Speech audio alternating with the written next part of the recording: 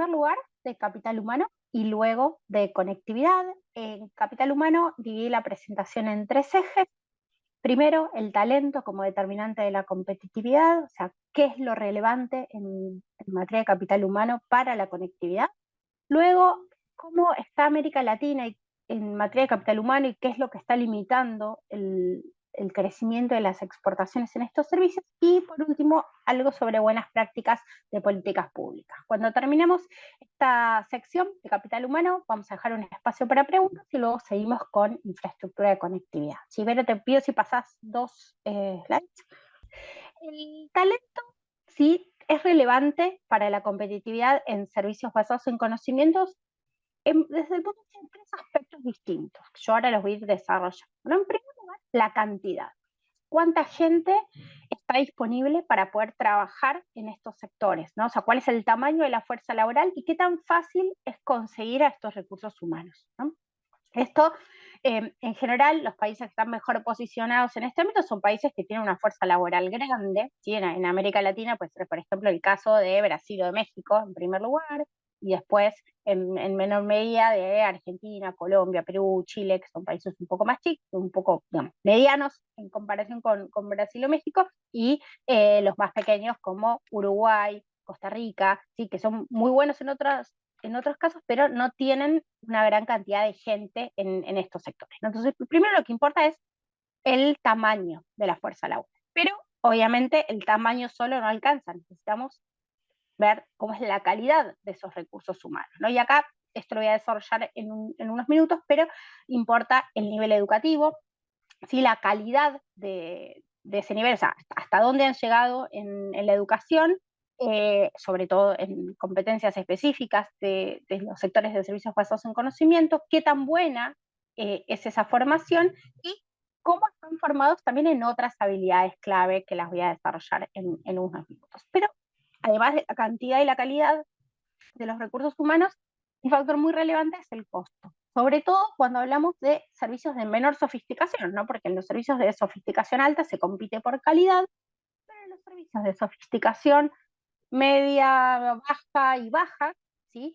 Se compite por precio. Entonces ahí son importantes los salarios, pero también algo a lo que a veces no se le presta tanto atención, a los costos laborales no salariales, que tienen que ver, por ejemplo, con las rigideces que hay en el mercado laboral, con los impuestos sobre el trabajo, ¿no? O sea, cómo está organizada la estructura del mercado de trabajo. Entonces, esos son los factores que hacen a la disponibilidad, a la calidad y a el costo de los recursos humanos que se van a necesitar para poder exportar servicios basados en conocimientos. Y ahora vamos a ir avanzando, pero si puedes pasar a la siguiente, en todo lo que hace a las habilidades que se necesitan para eso. Bueno, ¿cuáles son las habilidades clave? Esto puede depender un poco del sector, pero lo primero que necesitamos es personas que estén bien formadas en los aspectos técnicos profesionales específicos de cada disciplina. Esto, lógicamente, depende del sector en el cual se esté insertando cada uno de los países. ¿Sí? Entonces, por ejemplo, en el caso de Perú, donde algunos de los rubros más relevantes son,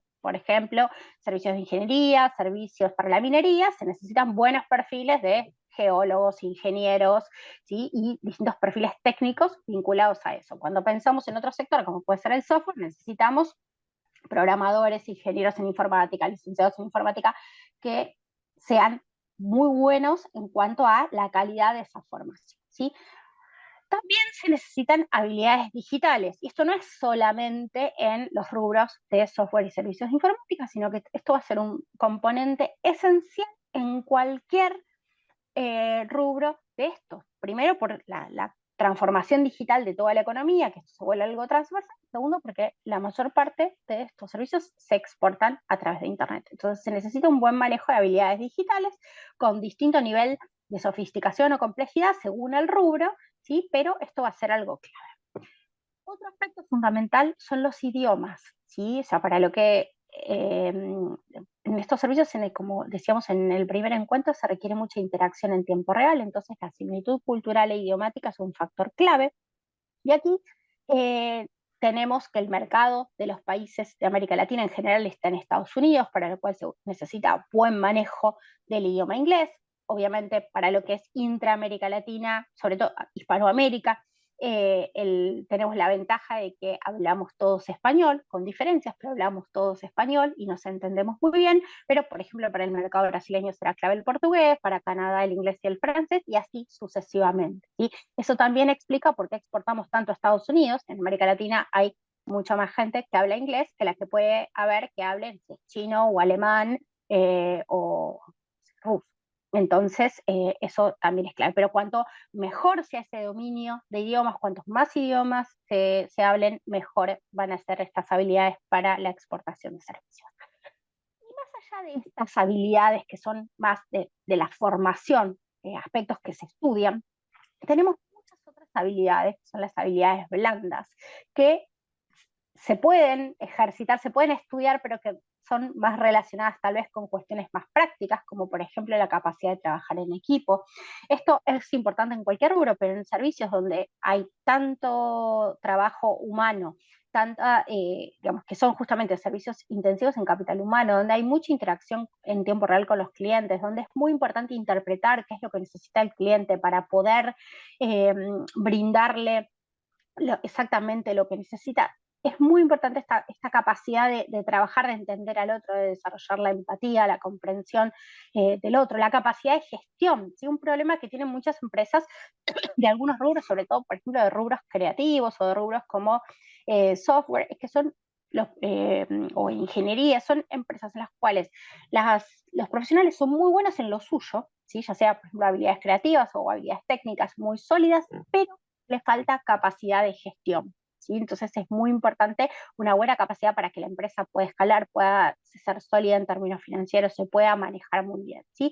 Y esto también está vinculado a cómo internacionalizarse. Entonces, habilidades específicas para la internacionalización, que tienen que ver con habilidades multiculturales, obviamente con el manejo de idiomas, pero también con conocimientos específicos de comercio internacional y otros ámbitos, ¿sí? Y obviamente también, sobre todo en estos sectores que son muy innovadores, que son muchos rubros creativos, donde hay constante innovación tecnológica, es muy importante esta capacidad de adaptarse, de emprender, ¿sí? De desarrollar nuevos negocios. Entonces, estas son algunas de las habilidades clave. ¿Y por qué voy a esto? En un rato lo voy a retomar, pero muchas veces cuando uno piensa en cómo mejorar el capital humano, se pone el foco casi exclusivamente en la parte técnica, que es extremadamente importante, pero que no alcanza. Se necesita desarrollar todas estas otras habilidades, sí, que son justamente las que vamos a ver en los países más exitosos en estos sectores. La próxima, por favor. Si querés pasar a la próxima, ¿cómo está América Latina en materia de capital humano? ¿Sí? Y para esto, no sé si puedes pasar a la próxima. Ahí está, gracias. Acá les traje algunos, no, perdón, la anterior. Algunos indicadores sobre cómo está en materia de capital humano América Latina. Vamos a ir de a poco. Esto que dice GSLI es el Global Services Location Index, es un índice que dice qué tan atractivos son los distintos países para justamente captar inversiones en sectores de servicios como los basados en conocimiento, ¿no? Este índice, la columna que dice total, arma un ranking de distintos países, ¿sí? En base a diferentes componentes. Acá yo les puse, el numerito dice en qué posición del ranking, si un ranking de 78 países, está cada uno de los países de América Latina. Como ven, ahí el primero es Brasil, ¿sí? Que está en la posición número 4. Este es un índice que, digamos, después podemos discutir si quieren qué tan representativo es. Yo simplemente lo pongo en contexto para después hablarles de la parte de capital humano, que es lo que a mí me interesa. Está primero Brasil, después México, Colombia, Chile, Uruguay, ¿sí? Bueno, Perú aparece en el puesto número 43, ¿sí? Este índice está compuesto de distintos componentes, ¿sí? Que toman en cuenta cuestiones financieras, digamos, de capacidades, de marco normativo, clima de inversión, etcétera, ¿no? Justamente tiene dos componentes que son muy interesantes. El primero es el de capital humano. Aquí el de capital humano lo que mira es la cantidad, ¿sí? Eso explica en gran medida que, por ejemplo, Brasil y México están en muy buenas posiciones, porque son países con mucha gente, ¿sí? Y además las experiencias y las capacidades que están relacionadas con estos servicios de exportación, ¿sí? Ya sea para principalmente de negocios y de informática, ¿no? Entonces, esto tiene que ver justamente con el tamaño de la fuerza laboral y después esa fuerza laboral que es grande, que también formado está. Y también tiene algunos indicadores justamente de las competencias educativas e idiomáticas. Ahí, como ven, Perú aparece en el puesto 40, mejor posicionado que en el total, ¿sí? Pero esto es algo que no le pasa a muchos países de América Latina, y de hecho hay varios países, como pueden ver ahí, o sea, que el número de la posición en la cual están en el ranking de capital humano es, no es tan buena como el general, ¿no? Entonces esto depende de cada país, pero en el caso de Perú está ligeramente más arriba, así en el puesto 40, en el lugar del 40. Ahora, hay otro componente de este mismo índice que se llama resonancia digital, que este componente tiene en cuenta algunas cuestiones regulatorias, como puede ser el entorno legal o de ciberseguridad, cuestiones de actividad corporativa, pero también tiene las habilidades digitales, ¿sí? O sea, no podemos desagregar qué corresponde a cada cosa, y como pueden ver ahí, todos los países de América Latina están peor posicionados en ese componente de lo que están en el total, ¿sí? O sea, esto muestra que en términos digitales hay una brecha muy importante con el resto del mundo, justamente por eso están peor posicionados. El ranking tiene 78 posiciones, y como pueden observar, los países de América Latina están al fondo de la tabla en la mayoría de los casos, ¿no? Entonces esto nos va poniendo un poquito en evidencia la necesidad de mejorar en este ámbito de las habilidades digitales, ¿sí? En materia de inglés, hay un estudio que hace English First todos los años, que mide el nivel de inglés a partir de los resultados que obtiene la gente rindiendo una serie de exámenes, ¿sí? No es un indicador del nivel de inglés general de la población, porque hay mucha gente que habla muy bien inglés, que no rinde esos exámenes, o que no los rinde porque no sabe, ¿no? Pero a partir de la gente que rinde esos exámenes, ellos clasifican a una serie de países, en este caso el ranking, en la última edición tiene 111 países, en el nivel de inglés, ¿sí? El nivel de inglés puede ser muy alto, alto, moderado, bajo o muy bajo, ¿sí? Según una serie de habilidades que se toman. Esto es comparable más o menos con el sistema europeo de los niveles de inglés, ¿no? El muy alto sería un C1, C2 para los que estén familiarizados. Bueno, como ven acá, en América Latina ningún país está en azul oscuro, o sea, ningún país tiene un nivel muy alto. Argentina es el único que tiene nivel alto, ¿sí? Y la mayoría de los países, entre ellos Perú, tienen un nivel moderado, ¿sí? O sea, en este ranking de 111 países, el mejor posicionado es Argentina con 30, el peor posicionado es Haití con 105, que tiene nivel muy bajo. Perú está en el puesto, está justo en la mitad de la tabla de América Latina, ¿sí? Y en la mitad de la tabla mundial, ¿sí? Con o sea, en el puesto 56. Si esto, más allá de que tienen el mismo nivel, o sea, hay varios países con nivel medio, hay un puntaje, entonces ahí están ordenados de mayor a menor según el puntaje. Entonces, como pueden ver en la región, tenemos un problema acá, porque si nuestro mercado es Estados Unidos, necesitamos un nivel de inglés mejor para poder prestar servicios, ¿sí? Más sofisticados a estos países, ¿no? Entonces, acá hay mucho trabajo por hacer. Y también tenemos que tener en cuenta que tenemos poca población que habla otros idiomas, ¿no? Entonces, que esto a veces nos puede complicar la exportación, ¿sí? A otros destinos. Si puedes pasar, Vero, a la siguiente. Buenísimo. Bueno, otro indicador que a veces se suele mirar para los servicios basados en el conocimiento son los graduados universitarios, ¿sí? Aquí, lamentablemente, en esta base no hay datos de Perú, pero más allá de eso lo quise traer igual para ver cómo es en América Latina en comparación con el mundo. Esta es la proporción de adultos con la educación superior completa. Como pueden ver, o sea, cuanto más oscuro el azul, mayor es la proporción. Como pueden ver, en América Latina, eh, para los países para los cuales hay información, la proporción de la población con estudios superiores es mucho más baja que lo que es en países desarrollados, y muchísimo más baja.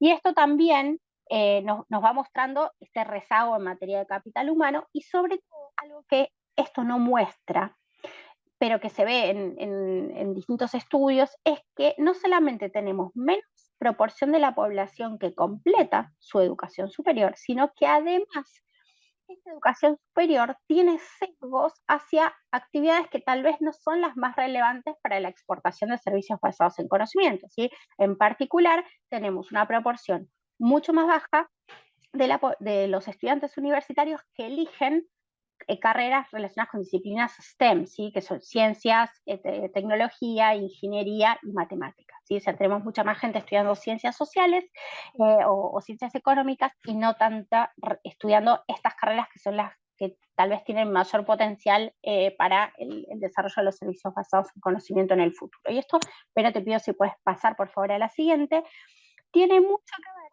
con esto otro que les voy a mostrar, ¿sí?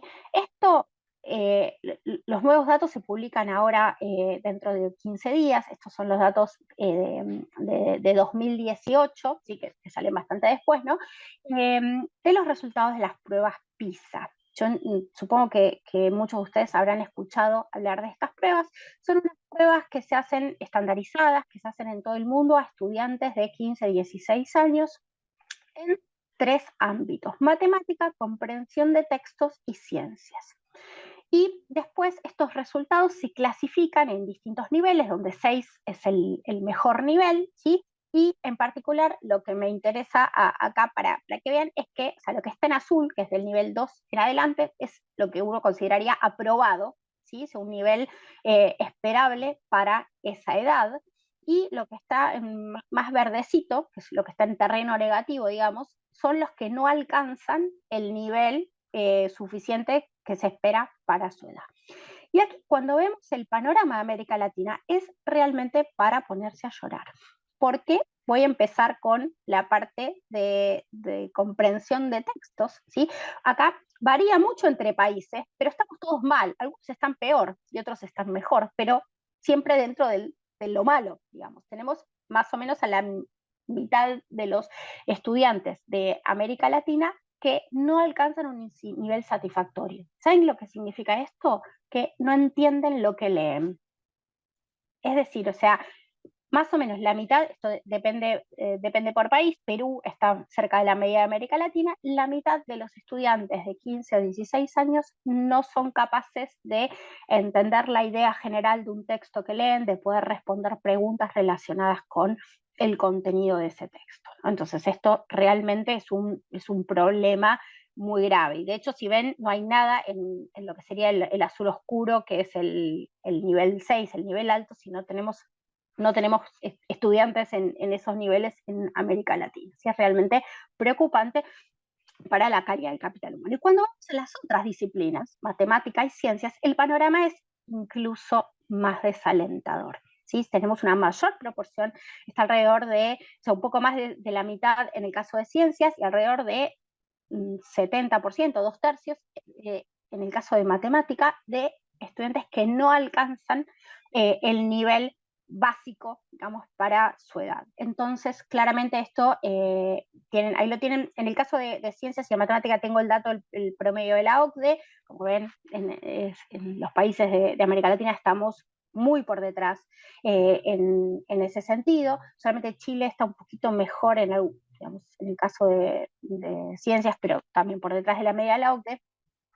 Tenemos un problema muy serio, porque obviamente esto explica que después no estudian ingeniería o no estudian informática, porque vienen con una base muy mala de la educación y de la escuela en estos ámbitos. Entonces, esto es un desafío enorme, es un desafío de largo plazo, porque se necesitan mejoras muy importantes en la educación inicial, en la educación primaria y secundaria, porque si no, digamos, nunca van a poder tener una formación superior de calidad si no entienden lo que leen o no son capaces de resolver problemas matemáticos básicos, ¿sí?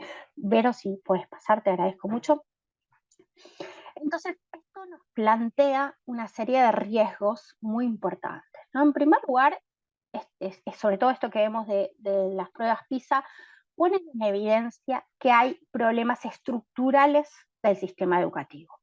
Y esto se vincula con muchas cuestiones socioeconómicas que existen en la región, pero básicamente vemos que hay muchos estudiantes que no completan la educación, que aquellos que la completan no lo hacen sin alcanzar un nivel aceptable para, digamos, para lo que se espera a su edad, más allá de que pasen los exámenes, que aprueben los exámenes. Y el sistema educativo en muchos casos también está obsoleto. O sea, en muchos aspectos, en la mayoría de los países de la región, los contenidos, el enfoque de la enseñanza en la escuela sigue siendo el mismo que era hace 40 años o 50 años. Entonces no se han modernizado y el mundo ha cambiado muchísimo y las competencias que se necesitan son muy diferentes. Entonces, aún quienes terminan, aún quienes completan su educación, no están bien preparados para eso. Y eso se refleja después en los resultados en la universidad, ¿sí? Entonces, en este sentido hay muchas dificultades para adecuar la formación para lo que se necesita. En muchos casos hay resistencia de quienes, por ejemplo, de los cuerpos docentes, de los cuerpos directivos, y aun cuando no está la resistencia, muchas veces no hay docentes capaces de enseñar los contenidos que se necesitan porque justamente son contenidos nuevos y no han sido formados en ese sentido. Y esto comienza con la educación inicial y se extiende hacia la universidad.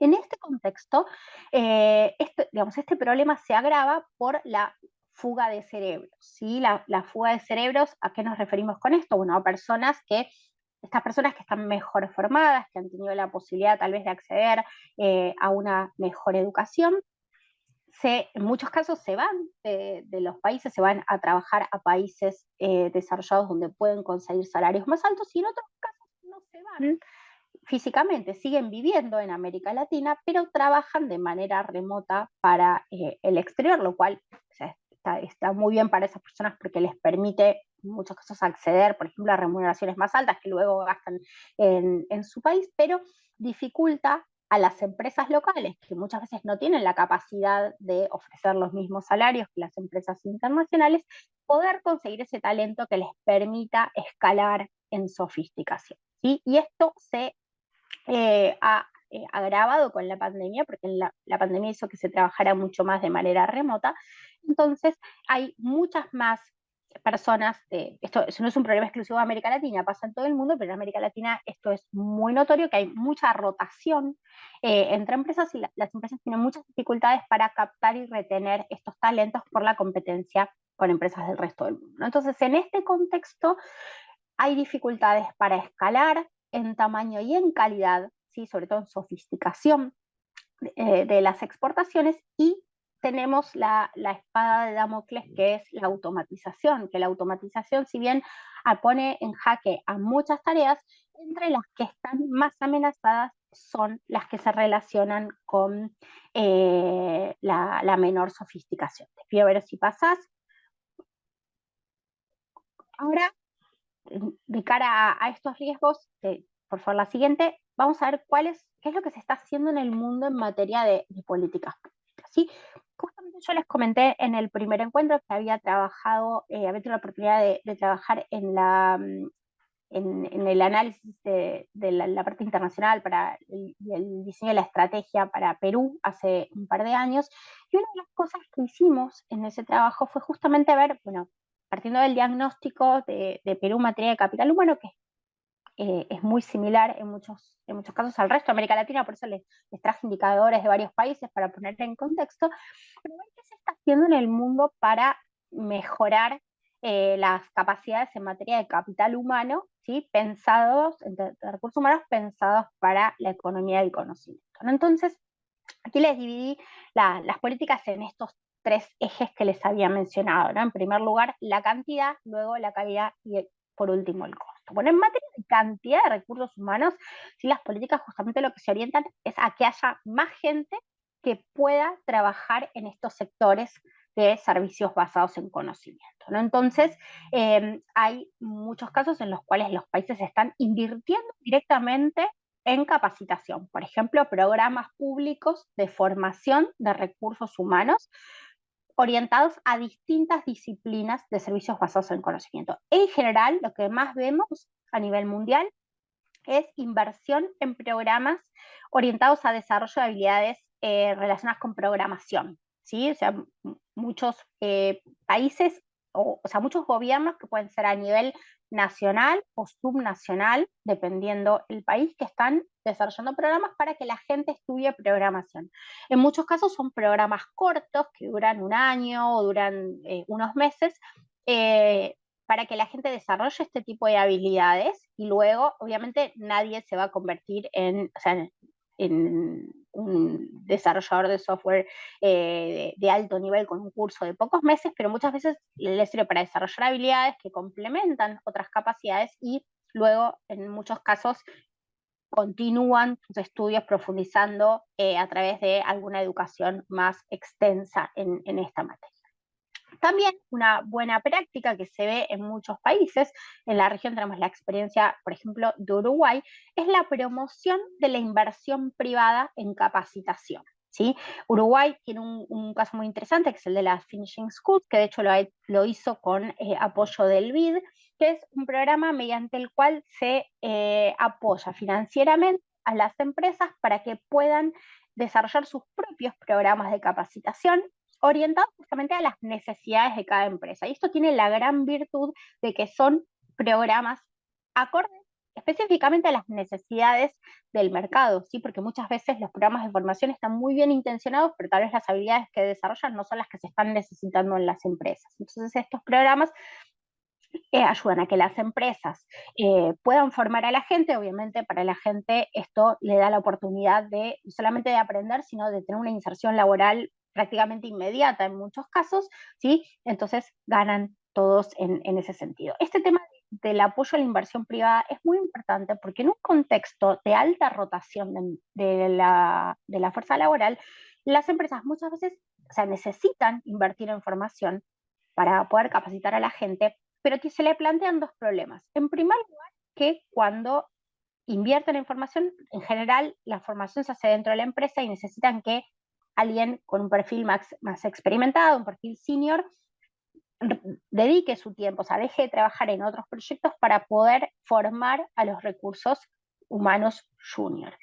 Entonces, muchas veces, como justamente tienen escasez de mano de obra, no tienen la capacidad de sacar a esta gente de esos proyectos para que se dedique a formar a otros recursos humanos. Y además, como hay mucha rotación, muchas veces cuando forman al recurso humano, ese recurso humano ahora mejor calificado se va a trabajar a una empresa muchas veces del exterior. Entonces, a veces las empresas tienen ciertas dificultades para encarar este tipo de inversiones, ¿no? Entonces, cuando hay algún tipo de acompañamiento, eso ayuda. Por otro lado, justamente para incrementar, hay un micrófono abierto, ¿se puede Sí, cerrar? hay un micrófono que hace ruido. Por favor, ¿pueden cerrar sus micrófonos? Muchísimas gracias. Gracias. Bueno, también para incrementar la cantidad de gente dedicada a estos sectores, en muchos países lo que se hace es promocionar estas disciplinas que son consideradas prioritarias para la formación en servicios basados en conocimiento o en los rubros de servicios basados en el conocimiento que se consideran estratégicos. Entonces, ¿en qué consiste esto? Bueno, por ejemplo, en mostrarle, sobre todo a los jóvenes que todavía están en la escuela, las oportunidades que hay en esas carreras, lo que están bien remuneradas, que hay muchas oportunidades de empleo, promocionar eso, ya sea con, por ejemplo, la promoción a través de las instituciones de educación pública o simplemente acciones de comunicación para que luego los estudiantes elijan a dónde ir, otorgar becas focalizadas en esas carreras, entonces, por ejemplo, programas de becas para jóvenes que quieran estudiar ingeniería o que quieran estudiar informática, ¿sí? Entonces es una manera de acompañar en ese sentido. Y esto es algo que se hace en muchos países y que, o sea, las becas sí tienen costo, pero muchas veces esto de promoción o de visibilización suele tener, suele ser una acción de bajo costo, ¿no? Otra cuestión es tratar de traer otros talentos, o sea, más allá de los jóvenes, sino traer otros talentos. Entonces, muchos países han encarado políticas orientadas a reconvertir perfiles. Entonces, en aquellos sectores en los cuales hay menos oportunidades de empleo o donde están más expuestos a la automatización, por ejemplo, lo que se hace es promover que esas personas desarrollen otro tipo de habilidades, principalmente digitales, para que puedan darle como una vuelta a su carrera y enfocarla hacia estos lugares. Entonces, se resuelven dos problemas. Se soluciona tal vez el desempleo, o sea, se reduce el desempleo en ciertas disciplinas y se reconvierte a esas capacidades para que puedan desarrollarse en los sectores donde falta talento. Y otra cuestión que también se hace, y sobre todo mucho con acciones de comunicación, es tratar de atraer a los segmentos que en general se acercan menos a estas disciplinas. Y esto tiene que ver, por ejemplo, con una mayor participación de mujeres y en ciertas carreras vinculadas principalmente a disciplinas STEM, hay menor participación de mujeres. Esto es algo que está cambiando, pero que todavía siguen teniendo menor participación, sobre todo en algunos países. Entonces, tratar de hacer acciones focalizadas para atraer a esas personas a estas disciplinas y, por ejemplo, en el caso del desarrollo de habilidades digitales, a las personas de mayor edad, que a veces sienten que es algo más para los jóvenes, entonces no se acercan a capacitarse en esos rubros. Entonces, esto en el caso de las personas mayores no suele estar tanto en el que elijan las carreras, sino que desarrollen estas habilidades digitales, ¿sí? O sea, por ahí por programas más cortos.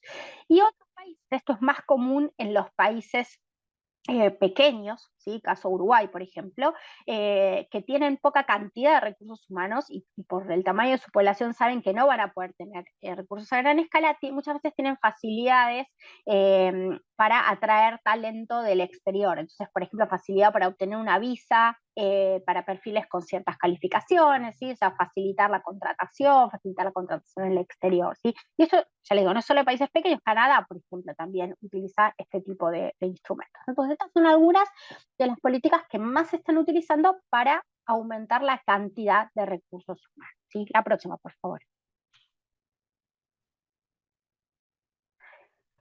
En el tema de calidad, ¿sí? O sea, la calidad, lo que tenemos es, por un lado, que, o sea, lo que es la formación específica, la formación técnica o universitaria en las disciplinas que se necesitan para estos sectores.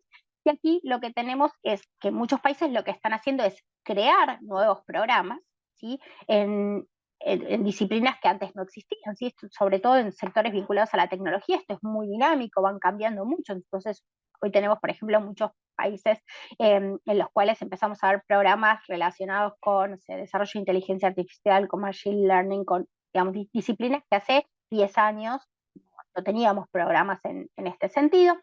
Entonces, esa formación específica y general en estas disciplinas, pero también programas de educación no formal, ¿sí? Obviamente en ciertas disciplinas, como puede ser, por ejemplo, arquitectura, ingeniería, contabilidad, necesitamos una formación superior e indudable, pero en muchas disciplinas se necesita también educación no formal, que puede ayudar, por ejemplo, en rubros como puede ser ciertos ámbitos del software, pueden ser ámbitos vinculados al diseño, al marketing, a la animación. Son sectores en los cuales muchas veces los programas de educación no formal juegan un rol muy importante, no de manera exclusiva, obviamente la educación superior es clave, pero también estos programas pueden ayudar.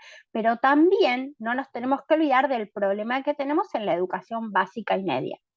Entonces, es muy importante para que podemos tener los mejores programas universitarios de ingeniería, pero si no tenemos a los ingresantes a esas carreras preparados para seguir esos programas, vamos a tener un problema. Entonces, es importante que estas competencias, por ejemplo, las habilidades digitales, se introduzcan antes, ¿sí? O sea, que los estudiantes, los que hoy son niños y adolescentes, tengan una educación en la cual se desarrollen mucho mejor estas habilidades que van a ser necesarias para poder avanzar en ese sentido, ¿no?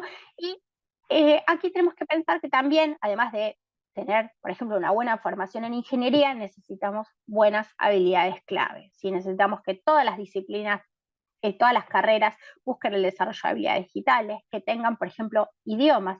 Algo que pasa en América Latina es que prácticamente no hay programas, por ejemplo, universitarios en inglés. Son muy pocas las universidades de América Latina que ofrecen programas de grado o de posgrado en inglés. ¿Sí? Entonces, los profesionales muchas veces, es muy común que haya profesionales en América Latina que no puedan, por ejemplo, leer bibliografía en inglés. Y esto es un problema, ¿no? Entonces se necesita mucha formación en este sentido. Idealmente, desde la escuela, para que puedan aprender principalmente inglés, pero también otros idiomas desde niños, pero también la formación técnica en estos idiomas, ¿no?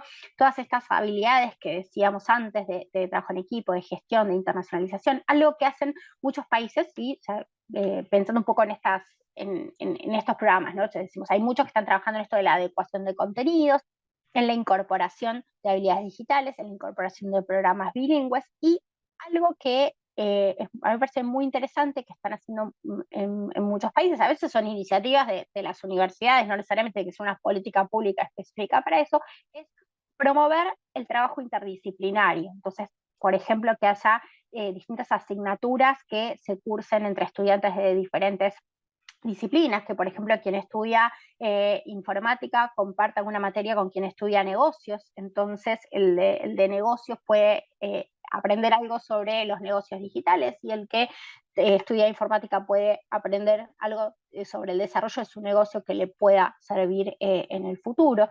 El desarrollo de habilidades multiculturales, ¿sí? Esto, por ejemplo, en Europa es súper interesante, mediante el programa Erasmus, por ejemplo, de intercambio, en el cual los estudiantes cursan por lo menos un semestre en otro país, y de esa manera conocen otra cultura, aprenden otro idioma, ¿sí? Esto en América Latina tenemos relativamente poco intercambio, hay, pero es mucho menos, y muchas veces es intraamérica Latina, lo cual, o sea, por un lado está bueno, pero por otro lado no se desarrolla, por ejemplo, el aprendizaje de otros idiomas, ¿no? Entonces es importante para entender, para hacer lazos, para generar contactos y para entender otra cultura, ¿no? Y también algo interesante son todos los programas que apuntan al desarrollo de la innovación y el emprendedurismo.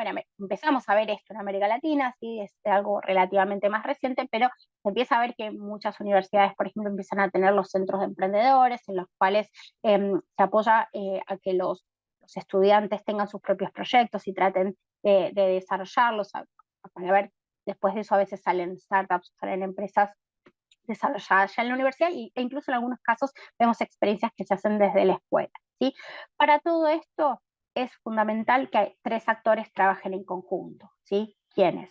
El gobierno, que es el que fija, por ejemplo, los contenidos educativos mínimos; la academia, que es la que imparte el conocimiento; y el sector privado, que es el que necesita este talento. Entonces es fundamental que trabajen en conjunto, porque si no están en la misma línea, después hay problemas en este sentido. Entonces, por ejemplo, a la hora de formular un contenido, un programa en la universidad, saber qué es lo que necesitan las empresas, ¿sí? Que las empresas, por ejemplo, puedan participar del diseño curricular, que cuando, desde el punto de vista del gobierno, que a la hora de que se desarrollen, que haya que innovar en el desarrollo de contenidos educativos, que la burocracia no lo impida, ¿sí? Que las universidades pueden hacer los mejores programas, pero si no tenemos la formación básica de calidad, también vamos a tener problemas. Entonces, en este sentido, justamente las mejores prácticas internacionales, que hay muchas experiencias interesantes, reúnen a estos 3 actores, ¿sí? La próxima, por favor. Y por último, ¿sí? Con esto de las políticas públicas, lo que tenemos son algunas medidas siempre orientadas a mejorar la competitividad, o sea, en materia de costos, ¿sí?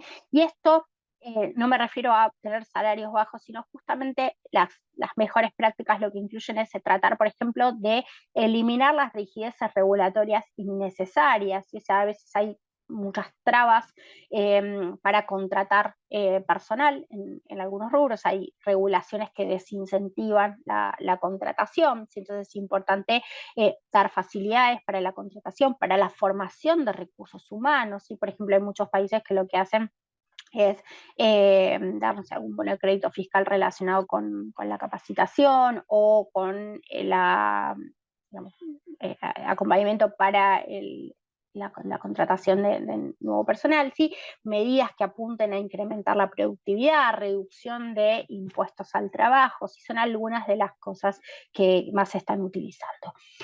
Algo que es muy importante a tener en cuenta es que no hay que competir por salarios bajos, ¿sí? O sea, no es algo que tenga que ser eje de ninguna política, y hay dos razones fundamentales. La primera es que esto es incompatible con una estrategia de desarrollo de largo plazo. Entonces, si un país quiere mejorar el nivel de vida de su población, no lo va a hacer mediante salarios bajos, pero además de esto, los segmentos en los cuales se compite por precio, ¿sí? O sea, básicamente por salarios bajos, son aquellos en los cuales hay más posibilidades de que sean tareas eliminadas por la automatización. Si es el caso, por ejemplo, de los centros de llamadas, que en América Latina, en muchos países, había muchos centros de llamadas, sobre todo en los países que tienen los salarios un poco más bajos. Aún sigue habiendo, pero es un sector que está desapareciendo porque se está reemplazando todo por automatización. Entonces, esto es una estrategia, si uno quiere tener una estrategia sostenible de exportación de servicios basados en conocimiento, no lo puede hacer mediante esta vía. Tal vez sirva para insertarse al principio, pero enseguida hay que tratar de avanzar en materia de sofisticación, ¿sí? Para poder avanzar. Bueno, Vero, si puedes pasar la próxima. Esto es todo por, digamos, la presentación sobre capital humano. No sé si tienen preguntas, comentarios antes de que pasemos a infraestructura. Si alguien tiene ganas de hablar, así no me escuchan tanto tiempo seguido a mí sola.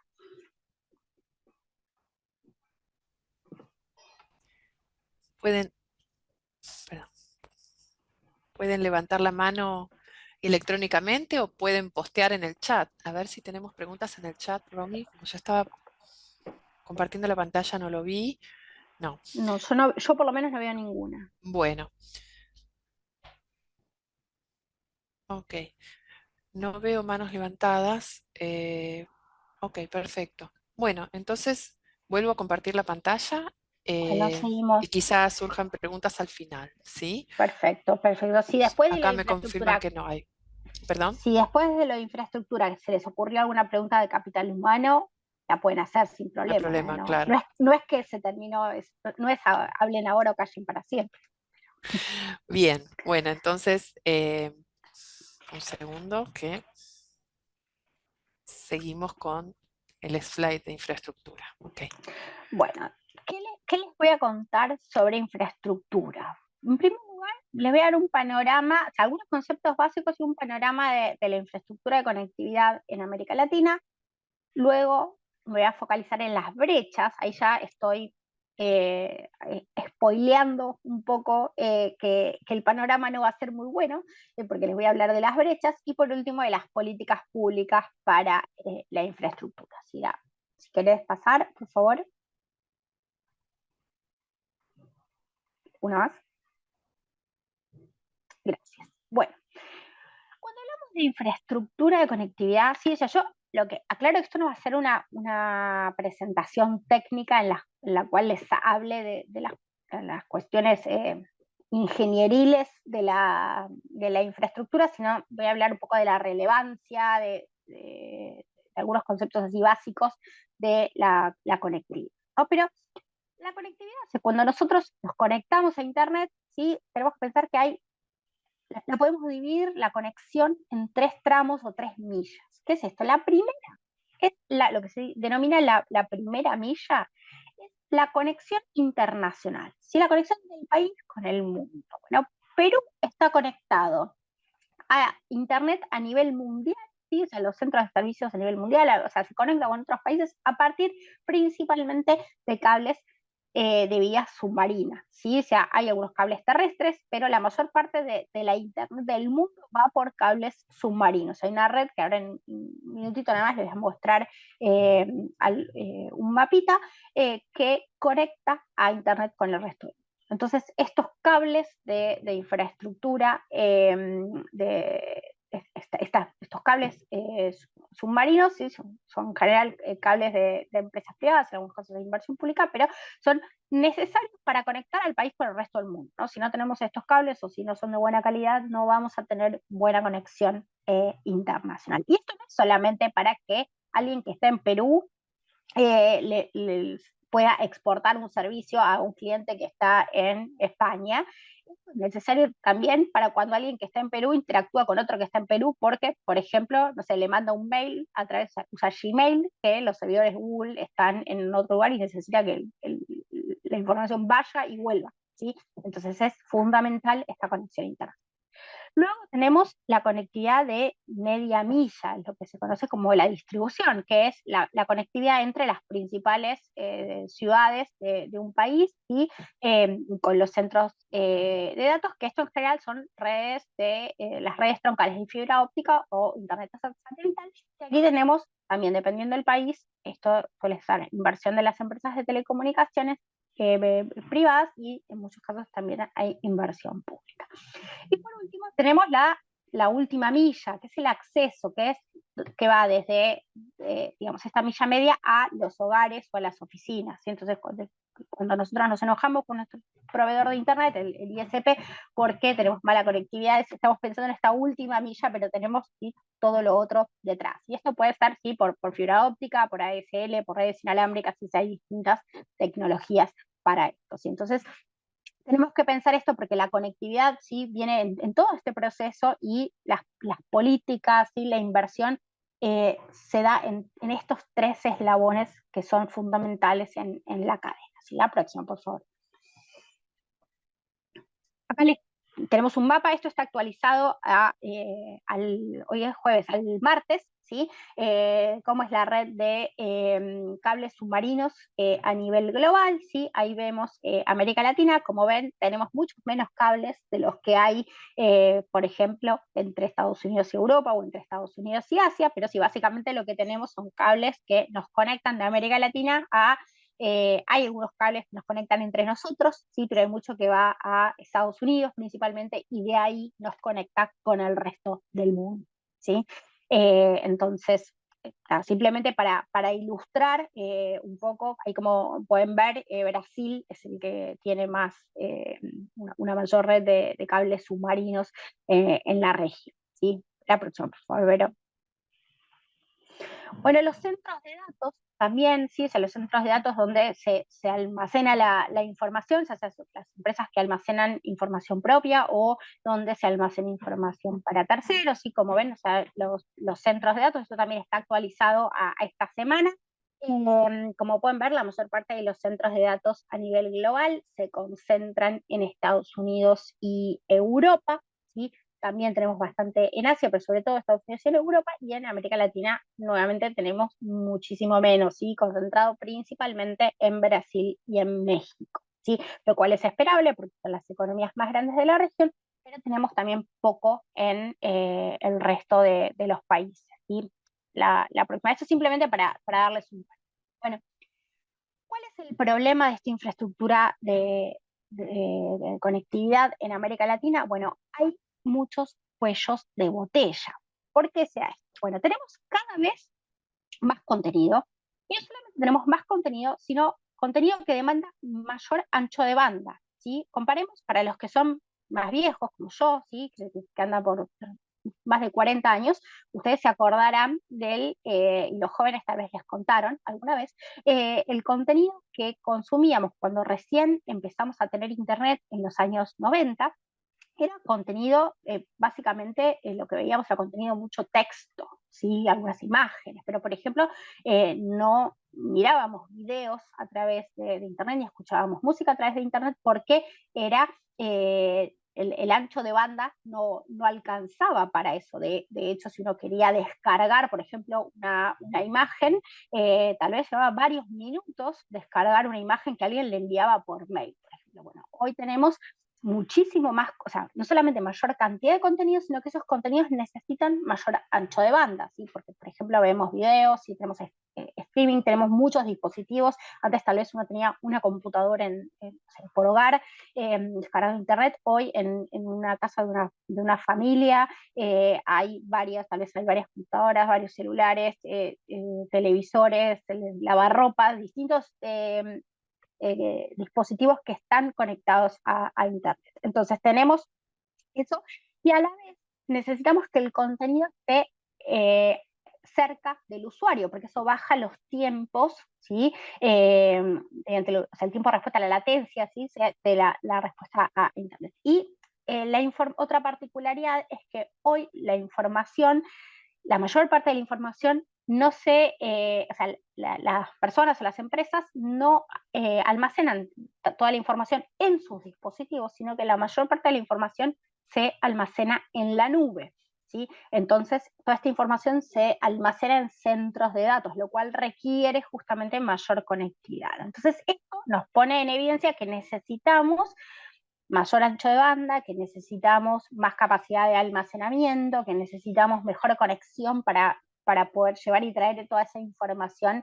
Y entonces, lo que vemos justamente, que ahora les voy a desarrollar en la próxima sección, que hay brechas, ¿sí? Hay brechas de distinta naturaleza. Perdón, ¿me podés volver a la anterior? Gracias.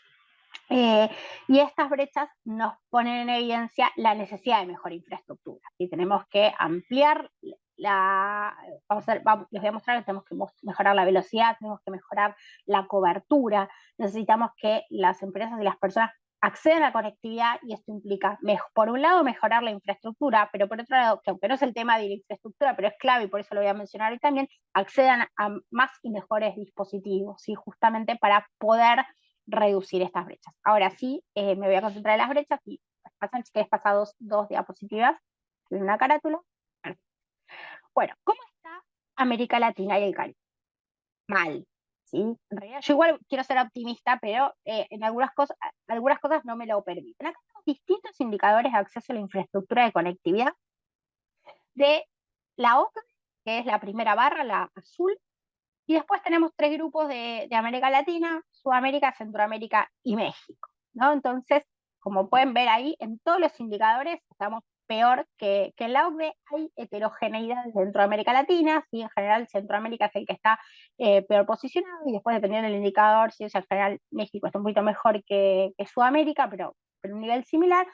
Tenemos menos algunos de estos indicadores, ¿no? Suscripciones de banda ancha, fija cada 100.000 habitantes, de banda ancha móvil, porcentaje de hogares que tienen computadora, de individuos que tienen internet en su hogar y que utilizan internet, ¿sí? Como vemos, en todos los indicadores estamos peor que los países desarrollados, y lo que vemos es que algo que no se muestra acá, pero que lo vemos con otros indicadores, es que no solamente tenemos, por ejemplo, menor cantidad de gente que accede a Internet, sino que esa gente que accede a Internet lo hace en peores condiciones, porque esa conectividad, que ahora en un rato les voy a mostrar, no solamente hay menos gente que tiene Internet, sino que la velocidad de Internet es peor que la que hay en países desarrollados. Entonces estamos doblemente peor, ¿no?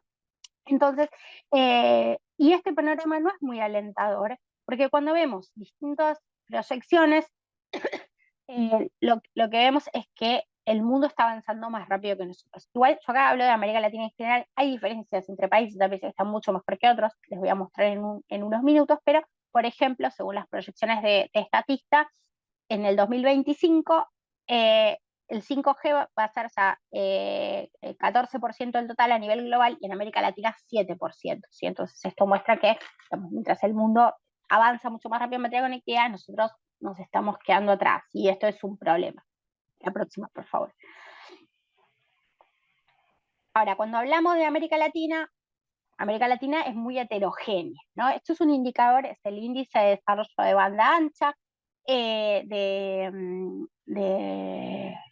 digamos que esto surge de una publicación de Antonio García Ceballos, que es del BID, una publicación del 2021, en el cual se analiza distintos indicadores de la calidad de la banda ancha. Este es el índice, o sea, la barrita azul que vemos ahí. O sea, la calidad es un índice que va de 0 a 8, donde 8 es el mejor, ¿sí? Ahí tenemos la medida de la OCDE por encima de 6, y después los países, y ahí tenemos a Perú señalado con una flecha. Perú está ligeramente por encima de la media de América Latina y el Caribe, ahí donde dice ALC, sigue Perú, Ecuador, América Latina. Este es el indicador global de la calidad de la banda ancha. Pero cuando dentro de ese indicador, que tiene varios componentes, ¿sí?, hay uno específico de infraestructura.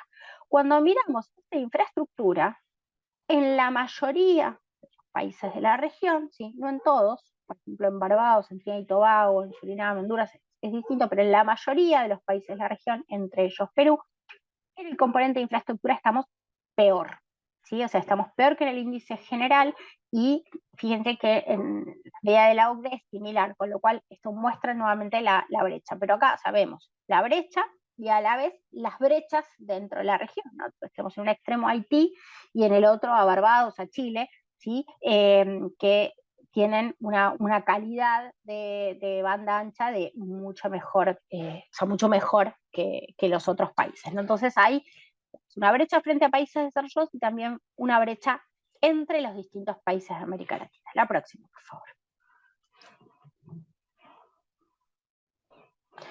Esto es lo que les comentaba de la velocidad, ¿sí? Esto, no sé si conocen Speed Test, esto es algo que esto está expuesto en prácticamente tiempo real. Esto también lo actualicé hace 2 días, así que es súper reciente.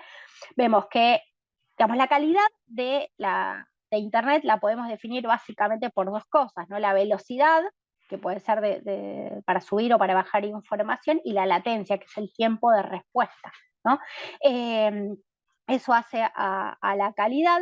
Y acá, a nivel mundial, sí tenemos, o sea, siempre es distinto, ¿no? Lo que es banda ancha fija, lo que es banda ancha móvil, pero la velocidad de descarga de banda ancha móvil es de 48, como 47 megabytes por segundo, y en el caso de la fija es de 87,79.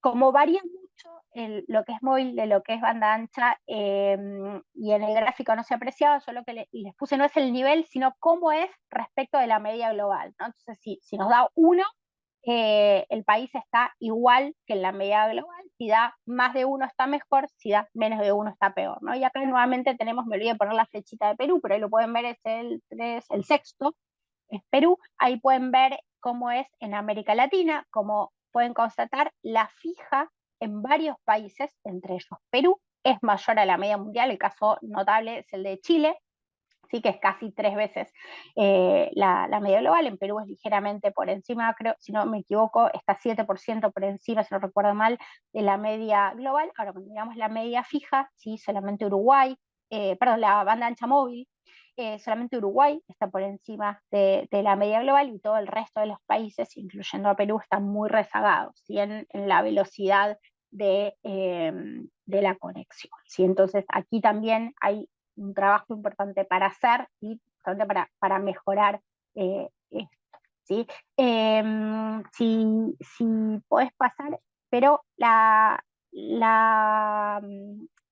digamos, hay 3 pilares que hacen a la conectividad, ¿sí? Tenemos por un lado la calidad, por otro lado la asequibilidad, ¿no? Los costos, que en América Latina son mayores a otros países, y también la cobertura, ¿no? Y algo que vemos en América Latina es que hay una brecha importante entre la cobertura, o sea, la cantidad de gente que accede a Internet en distintas áreas del territorio, y en particular hay una brecha importante en materia de acceso rural y urbano, ¿sí?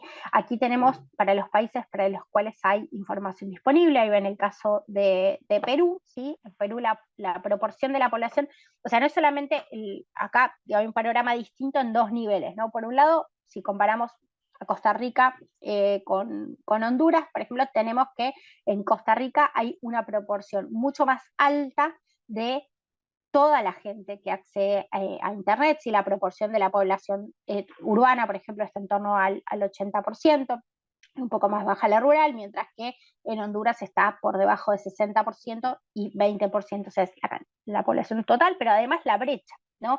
Y ahí eso es lo que el número que ven ahí, que está representado por el punto gris, nos muestra justamente cuál es la proporción de población rural en comparación con la urbana que accede a Internet. Si en el caso de Perú, los datos que difunde la Unión Internacional de Telecomunicaciones, es la mitad de la población rural, perdón, de la gente que accede a Internet a nivel urbano. Bueno, vemos que a nivel rural es la mitad de esa proporción. Si no es la mitad de la población rural, ¿sí? Es menos.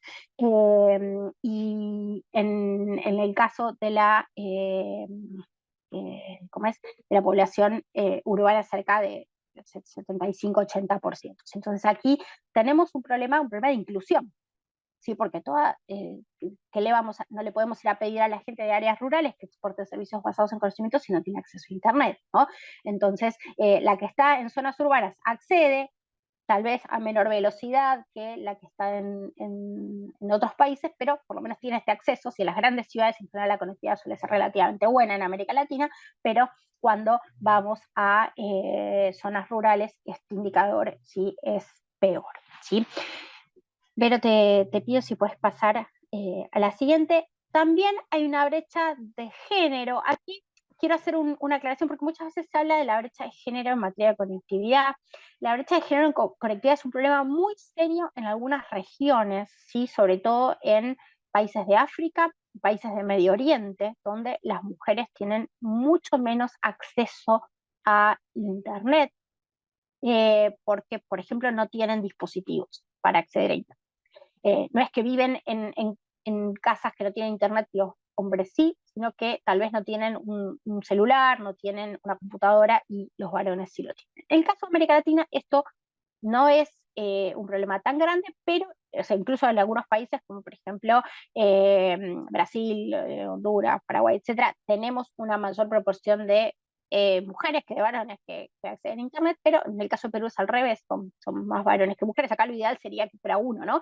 Eh, y lo que sí se observa, que no lo muestra este indicador, si pues algo más cualitativo, es que muchas veces las mujeres tienen acceso a peores dispositivos, por ejemplo, a modelos de celulares más viejos o computadoras más viejas que son más lentos, y que también muchas veces por cuestiones culturales le dan otro uso a los celulares, entonces, o a las computadoras. Entonces, mientras que en el caso de los varones lo suelen utilizar más para trabajar, por ahí las mujeres utilizan menos la tecnología para trabajar, y lo utilizan más para hacer otras cosas, como por ejemplo comunicarse, ¿no? Entonces, y esto tiene que ver muchas veces con el tipo de tareas que realizan, ¿no? Pero bueno, hay cierta brecha de género en la conectividad.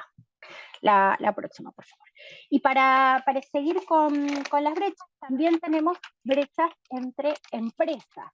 ¿Sí? Acá no tenemos datos de Perú, ¿sí? Estos son los países para los cuales hay datos, pero más allá de que no hay datos de Perú, como es un problema generalizado en la región, vamos a suponer que también, digamos, es posible que esto pase. Digo, no hay datos de Argentina, y en Argentina también ocurre, que el acceso a la conectividad de las pymes suele ser peor que el de las grandes empresas. Entonces, estos indicadores en particular muestran el uso del comercio electrónico, que está vinculado a el acceso a Internet en gran medida. Entonces, como ven aquí, la clasificación varía mucho según país, porque cada país clasifica a las empresas como quiere y tiene distintos indicadores, pero más allá de esto, lo que vemos en todos los casos es que en la gran mayoría de los casos vemos que en realidad en todos, las grandes empresas utilizan mucho más el comercio electrónico que las empresas pequeñas. Y entonces también hay una brecha en este sentido, ¿no? Porque gran parte de los servicios se comercializan justamente mediante comercio electrónico,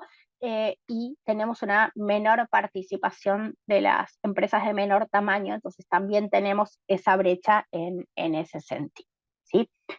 La próxima, por favor. Una brecha muy importante tiene que ver con, yo antes les hablé de calidad, ¿sí? De cobertura y también de asequibilidad. Se considera que para ser asequible el precio del servicio de banda ancha móvil tiene que ser como mucho, o sea, como máximo 2% del ingreso del quintil más bajo de la población, ¿sí?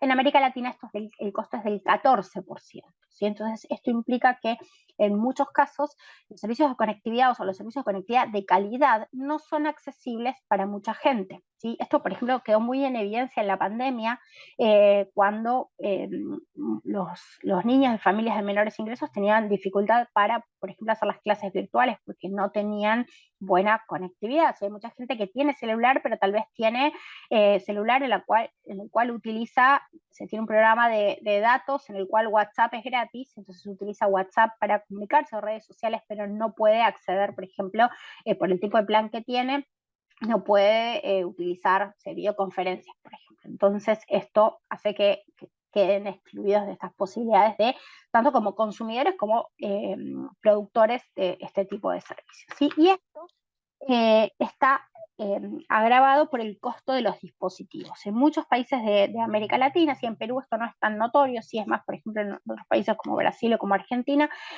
pero en muchos países los dispositivos son muy caros, ¿sí? Y más allá de que tal vez en Perú son más baratos que en Brasil o en Argentina, siguen siendo caros para lo que son el ingreso de la población. Entonces, muchas veces vemos que las personas de menores ingresos no pueden acceder a dispositivos de calidad, sobre todo a computadoras, ¿no? Que es lo más relevante a la hora de exportar servicios. Entonces, esto genera una brecha en materia de ingresos, ¿no? De la conectividad, ¿sí? Y también hay una brecha relacionada con las habilidades, ¿sí? Esto ya lo abordamos en la primera parte, pero yo puedo tener internet, pero así, como si tengo internet, pero no tengo computadora, o no tengo un celular con buena conexión de banda ancha, no lo puedo aprovechar, tampoco lo voy a poder hacer si no tengo las habilidades necesarias. Y aquí vemos brechas relacionadas con el nivel de ingresos, ¿sí? Ya las personas de menores ingresos tienen menos habilidades digitales, con el género, ¿sí? O sea, las mujeres acceden menos a la formación digital, y con la edad, ¿sí? En particular las personas mayores suelen tener menos habilidades digitales que las más jóvenes. Entonces esto también es un problema que no es de infraestructura, pero me parece importante traerlo, ¿sí? Porque tenemos muchos problemas en materia de infraestructura, pero aún solucionando los problemas de infraestructura, si no solucionamos estos problemas, vamos a seguir teniendo estas brechas, ¿sí? Pero si puedes pasar a la siguiente. Ahí veo que hay un par de preguntas, son un poco largas para leerlas mientras estoy hablando, entonces las dejo para el final y las respondo después si les parece. Bueno, dicho todo esto, ¿no? Nos quedó claro que eh, América Latina tiene un problema de infraestructura que tiene que avanzar. O sea, no somos los que estamos peor, pero la idea no es compararnos con a los que les va mal, sino con los que les va mejor para ver qué podemos hacer, hacia dónde podemos ir, ¿no? Y hay importantes necesidades de financiamiento. Aquí hay un trabajo interesante que estudia las necesidades de financiamiento. Ahora les voy a mostrar en la próxima diapositiva esto. Y estimo las necesidades de financiamiento en materia de conectividad para América Latina y el Caribe para el periodo 2021-2030 en 293,7 mil millones de dólares, ¿sí? Que serían equivalentes al casi 6% del producto de la región, ¿sí? Y esto se divide en lo que es mantener y reemplazar lo que existe, ¿sí? Y a la vez alcanzar el nivel de cobertura de banda ancha fija y de redes 4G, no estamos hablando de 5G, de la OCDE, ¿sí? O sea, como para cerrar la brecha con la OCDE, que es lo que necesitan, ¿no? Pero esto, si bien es muy importante, varía mucho entre países. Ahí sí, pero te pido si puedes pasar, por favor. Aquí esto es como porcentaje del producto, ¿no? Ahí tienen si les interesa, está muy bueno el trabajo, es ese de Bachetti et al. Del 2021. Si quieren ver, acá es por país, digamos, a cuánto del producto de 2021 equivale la inversión necesaria, o sea, las necesidades de financiamiento necesarias en inversión en infraestructura, y lo ven en Perú, está por debajo del 10%, pero está por encima de la media de América Latina, que habíamos dicho que es casi 6%. Y esto está dividido, ¿sí? La parte azul es lo fijo, ¿sí? Lo que sería desarrollar la banda ancha fija que falta, digamos, y mantener la que hay, y lo verde es lo de lo móvil, y la parte de 4G. Entonces, claramente hay muchas necesidades, hay diferencias enormes, ¿no? O sea, Venezuela, en comparación con Uruguay o con Bahamas, es muchísimo más grande, pero bueno, en todos los países tenemos, y en la mayor parte, o sea, las economías más grandes de la región, ¿sí? Brasil, México, Argentina, Perú, Colombia, Chile, sí, o sea, tienen necesidades importantes de financiamiento. Vamos a la próxima, por favor. Sí, o sea, ¿cómo se puede financiar esto? ¿No? Porque no es un tema menor, ¿no? Es muy fácil decir, hay que hacer infraestructura, pero bueno, ¿quién la paga? Hay distintas posibilidades, ¿no? Entonces, una posibilidad es el despliegue comercial, ¿no? Que sea el sector privado. Entonces, ¿qué es lo que puede hacer el gobierno para que el sector privado invierta? Bueno, dar incentivos, y en unos minutitos nada más voy a volver con el tema de las políticas públicas, pero dar incentivos a un buen clima de negocios, ¿sí? Y ayudar a que el sector privado lo puede hacer el gobierno. Y aquí tiene que encontrar el equilibrio entre promover la inversión, ¿sí? y permitir la competencia, ¿sí? Alguien que juega un rol muy importante son los organismos internacionales y regionales, ¿sí? Por ejemplo, el BID, el Banco Mundial, el Banco de Desarrollo de América Latina, o sea, y distintas instituciones que suelen apoyar a los gobiernos con asistencia técnica y sobre todo asistencia financiera para desarrollar estos programas de infraestructura. Y otro modelo que a veces se utiliza es lo que se llama uso compartido de la infraestructura, en el cual los operadores privados, ¿sí? comparten el uso de la infraestructura y el costo de la infraestructura. Entonces hacen inversiones conjuntas con una infraestructura que después utilizan distintas compañías. ¿Sí? O sea, no hay una única manera. En general se utilizan, algunos países utilizan más una que otra, pero en general se utilizan distintos modelos dependiendo del proyecto, ¿sí? que haya que financiar. Si querés, pero pasa dos, porque ya voy a las políticas públicas. Bueno, cuando pensamos en las políticas públicas, las podemos enfocar desde el punto de vista del desarrollo de la oferta o de la demanda, ¿no? Desde el lado de la oferta, ¿qué es lo que se puede hacer? Bueno, promover la inversión privada, ¿no? Básicamente, tener un buen clima de negocios, ¿sí? Reglas claras, que haya estabilidad, previsibilidad, un tratamiento impositivo favorable. Y algo importante, tal vez, o sea, Perú no es un país pequeño, es un país mediano, pero muchas veces es importante la interconectividad con la infraestructura de otros países para la escala, ¿sí? Esto es muy importante en países pequeños. En los países medianos, acá mediano no hablo de economía, sino del territorio, ¿no? Pero sí, también es importante la cantidad de usuarios, ¿no?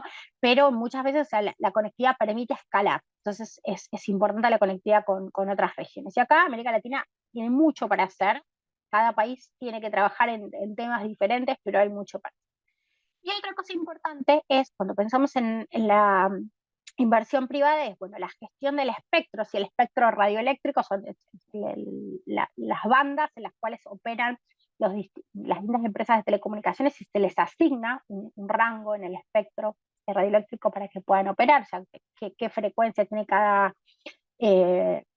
qué banda tiene cada empresa. Entonces ahí la política de espectro es importante para justamente que haya un uso eficiente de los servicios. Esto requiere una planificación muy cuidadosa de largo plazo. Hay un trade-off entre digamos, la regulación y la competencia, ¿no? Entonces se necesita, es clave acá que se necesita escala, porque las inversiones en telecomunicaciones son muy grandes, entonces solamente son rentables con gran escala, pero eso puede dar lugar a que haya un mercado poco competitivo. Entonces hay un balance muy cuidadoso entre cómo se asigna el espectro, cómo se regula para garantizar la competencia, pero a la vez permitir que la escala sea la suficiente para que los negocios sean eficientes y rentables. Entonces esto es importante, y acá hay distintos tipos de regulaciones que se pueden ir introduciendo para si pasás, pero a la otra. Pero por otro lado, sí, como justamente vinculado a esto último de la escala, es importante, cuantos más usuarios haya, más atractivo va a ser el mercado para las empresas de telecomunicaciones, porque va a haber más clientes. Entonces, acá es importante que los servicios sean asequibles, ¿sí? Entonces, ¿qué es lo que se ha hecho en algunos países, ¿no? Bueno, por ejemplo, la reducción de impuestos, ¿sí? A los servicios de banda ancha para que sean más económicos para el usuario. En algunos casos se ha subsidiado. Algunos países regulan las tarifas. Esto en el corto plazo puede ayudar a que haya más usuarios, pero por otro lado desincentivan las inversiones de largo plazo, ¿no? Hay también en algunos casos, o sea, políticas digamos, si se permite o no el cero rating, que es, o sea, no cobrar algunos servicios. Por ejemplo, es muy común que operadores de telecomunicaciones ofrezcan WhatsApp gratis a los usuarios, o sea, como que tienen el plan de datos, pero a la vez, o sea, usar WhatsApp no les consume esos datos. Por esto va en contra del principio de neutralidad en la red, que es digamos, garantizar la igualdad de condiciones para los distintos servicios, ¿no? Porque, por ejemplo, si a mí me dan WhatsApp gratis, pero no me dan Telegram gratis, bueno, tengo incentivos para usar WhatsApp y no usar Telegram. Entonces es competencia desleal para Telegram. El acceso a dispositivos, ¿sí? Entonces en muchos países lo que se hace, bueno, Perú claramente es un país en el cual los aranceles a las importaciones de dispositivos son muy bajos, o incluso cero en la mayoría, digamos, por los TLCs, pero también se pueden en algunos casos reducir otros impuestos, ¿sí? O a veces hay subsidios para el acceso a dispositivos. Y esto es lo que yo les decía, por ejemplo, que en Brasil y en Argentina esto es un problema, pues, muy caros justamente por los impuestos. El desarrollo de habilidades digitales, ¿no? Cuanta más gente esté en condiciones de utilizar estos, eh, eh, estos servicios, sí, va a ser más demandante y por ende va a ser más atractivo. La confianza en la red, esto tiene que ver, o sea, la educación digital, ¿no? En materia de privacidad, de protección de datos personales, ¿sí? O sea, cómo prevenir el fraude, es muy importante esto, concientizar al usuario. Y algunos países también lo que hacen es promover el desarrollo de contenidos locales, ¿sí? Por ejemplo, contenido audiovisual local, porque esto facilita, o sea, estimula a veces la demanda. No es por ahí, perdón, lo más efectivo en ese sentido, pero en algunos casos se utiliza y en algunos casos tiene impacto positivo. Así que bueno, eso es todo en materia de infraestructura. En realidad hay mucho más para decir, pero no tenemos mucho tiempo. Ahí sé que hay preguntas. No sé si quieren ver o si querés leerlas, querés que las lea yo, como vos quieras. Muchísimas gracias, Romy, por tu presentación, el panorama que nos diste, tan amplio, preocupante. Así que sí, hay preguntas, lógicamente. Yo te las leo, dame un segundito. Hay varias preguntas que nos hizo Roberto Anguis. Eh, bueno, te felicita por la exposición y por tu claridad y pregunta, cuando te referís a las exportaciones de servicios, si podrías enumerar o precisar la infraestructura mínima para la conectividad que se requiere para el desarrollo de las exportaciones de servicios. Bueno, acá varía mucho según lo que uno quiera exportar. No es lo mismo algo que uno manda, no sé, un informe por mail que un servicio streaming, ¿no? O sea, varía mucho en ese sentido, ¿sí? Y esto también es dinámico, porque depende mucho de lo que tenga la contraparte. Entonces, yo, por ejemplo, antes les hablaba de las necesidades de financiamiento para alcanzar el nivel de 4G. Bueno, cuando el mundo tenga 5G, si nosotros tenemos 4G, estamos atrasados, ¿sí? Entonces, tal vez hoy si tenemos 4G estamos bien, pero eh, no te puedo decir exactamente qué es lo que se necesita, porque esto es una medición que es dinámica, pero claramente necesitamos tener que todas las empresas puedan tener acceso a un Internet de una velocidad razonable, con baja latencia y que haya buena cobertura, ¿no? Entonces, que no sea que uno, bueno, si está en Lima tiene conectividad, pero si se va de Lima no tenga, ¿sí? Entonces, eso es fundamental para ese tema, ¿sí? Y perdón, ahí veo la siguiente pregunta que dice la conectividad que Perú dispone para el desarrollo de exportación de servicios. O sea, la conectividad de Perú está en muchos de estos indicadores que estuve mostrando. Hay mucha información más en el sitio web de la Unión Internacional de Telecomunicaciones o del Banco Mundial, que recoge también esta información.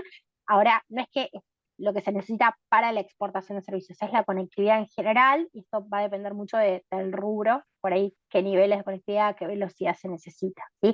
Les doy un Ujú. ejemplo muy concreto. Para los esports, ¿sí? Las competencias de videojuegos, ¿sí? O sea, o sea, el videojuego como deporte profesional, digamos, eh, se necesita una latencia muy baja para que digamos, desde lo que hace el jugador a que reacciona el juego sea inmediato. Entonces, cuando se hacen los torneos de esports, como por ejemplo en América del Sur, en general se utilizan servidores en Brasil y en México, servidores en América del Norte, cuando hay una competencia que hay gente de América del Sur y de América del Norte, se tienen que juntar físicamente en el mismo lugar, de que la latencia no sea un problema. Ahora, si uno quiere exportar servicio de ingeniería, la latencia no va a ser relevante, ¿sí? Porque a lo sumo, digamos, hay un poco de lag en una videoconferencia, ¿sí? O sea, depende mucho del rubro que uno esté analizando.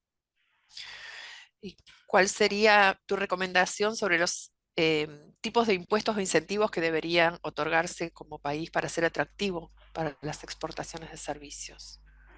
Bueno, ahí hay mucho y excede la parte de infraestructura o de capital humano. Los países utilizan esquemas muy diferentes en la región y en el mundo. Uno de los que más se utiliza es la exención de impuesto a la renta por un tiempo, pero también otros tipos de incentivos. Ahí Uruguay, Costa Rica, por ejemplo, tienen muchas exenciones y hay muchos otros que también tienen. Hay otros países que tienen reducciones de impuestos al trabajo. O sea, yo creo que no hay una fórmula mágica de esto. Eh, sí me parece que hay que estimular todo aquello que, por ejemplo, que sea más fácil contratar, que sea más fácil capacitar, que haya incentivos para invertir en capacitación y en infraestructura, por ejemplo, en el caso de los impuestos a los servicios de telecomunicaciones, eh, reducir estos impuestos ayudan a que sean más asequibles para los consumidores. Entonces eso por ahí me parece una estrategia, reducir los impuestos me parece una estrategia más adecuada que subsidiarlos, ¿sí? Eh, pero nuevamente, depende mucho del país, de la situación, qué es lo que se está abordando, ¿no? Si lo que se quiere es atraer una inversión o facilitar, escalar en materia de capital humano, o sea, puede haber distintas estrategias. Bueno, esta pregunta tiene que ver con Perú en especial. Pregunta si las zonas económicas especiales en el Perú tienen incentivos tributarios.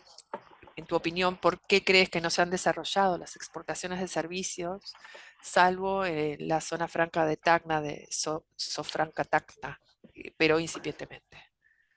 Bueno, con el tema de acá yo tengo una opinión que es un poco distinta a la que tiene mucha gente en materia de las zonas francas, ¿no? Porque, o sea, hay países que tienen zonas francas de servicios que funcionan muy bien.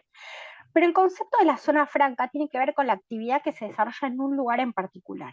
Y los servicios no necesitan, digamos, uno puede desarrollar servicios de cualquier lugar justamente donde esté la conectividad. Entonces uno puede, yo con la zona franca como política pública para el desarrollo de servicios no estoy muy de acuerdo, y aclaro que esto es una opinión distinta a la de muchos colegas, ¿sí? Yo sé que en muchos países ha funcionado muy bien, pero a mí me parece que sí tiene sentido en el caso, o puede tener sentido en el caso de los bienes. En el de los servicios yo puedo decir que estoy en la zona franca, en realidad lo estoy haciendo de otro lado y lo único que hago es tener beneficios positivos, ¿no? Porque uno, justamente si tiene buena conectividad, puede contratar de manera remota. Entonces una empresa puede decir que está en la zona franca de un determinado lugar, y en realidad lo que está haciendo es desarrollar la actividad en Lima o en alguna otra ciudad importante. Entonces yo creo que puede tener que ver con eso. No hice ningún estudio para ver si efectivamente está ocurriendo eso en Perú, lo aclaro, pero yo tengo soy como un poco, eh, si quieren,